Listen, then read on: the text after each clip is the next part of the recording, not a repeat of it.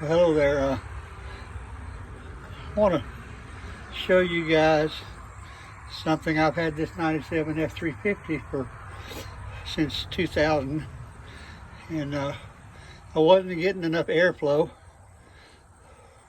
through the air conditioner duct, and I never saw anything on YouTube about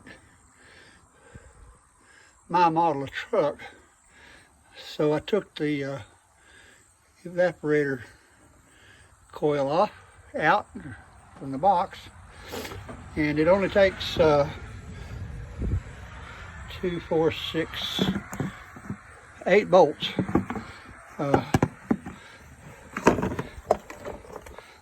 This one is accessed from underneath the glove compartment, and it's a bolt that goes through the firewall.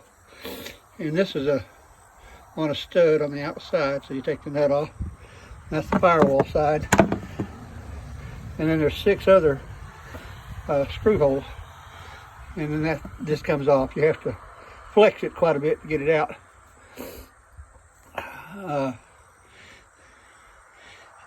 I was feeling a lot of air around the outside of the airbox and under the cab. And I don't know if you can see in there or not, but you see that gasket right there? It's supposed to seal that door. It's down there. And then up here on the top, there's supposed to be sealant around there to keep water from dropping down on it. So I've got me some flexible butyl rubber to stick in there to replace that seal. And the problem with my airflow was the condenser was plugged almost completely up. So I used some coil cleaner and some I don't know, water and soap, and sprayed that thing from the downstream side back up, because when you got it out like this, it's still charged,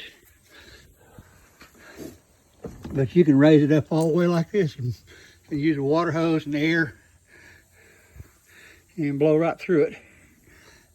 And it's still got a good bit to go, but most of it's better. There were a whole bunch of leaves down here in the air box when I took the fan out,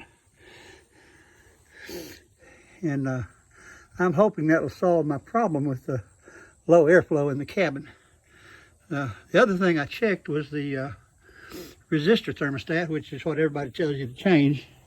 And here's a brand new one I put in there, and I couldn't find the old one I took out, but I found the old pigtail, because the new one came with where I had to buy a pigtail separate. But look at that. I'd say the high-powered side got a little too hot there and melted the whole thing. And it wasn't too hard to put the new one on. It comes with connectors and everything. And instead of using connectors, I used the heat shrink couplings that got the solder built into them, and then put heat shrink tubes over that. So I don't think I'm going to have any issues with it. And when I put it back together, I think I'm going to use some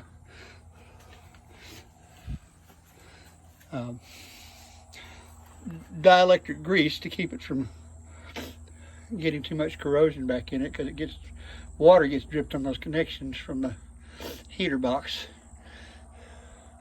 So I thought I'd make this real short video, let you guys know how I fixed this, because I'm still running water through the back of this and catching it on the other side. There's still some coming out of it, but it's almost done. Thank y'all. If y'all like it, hit the thumbs up.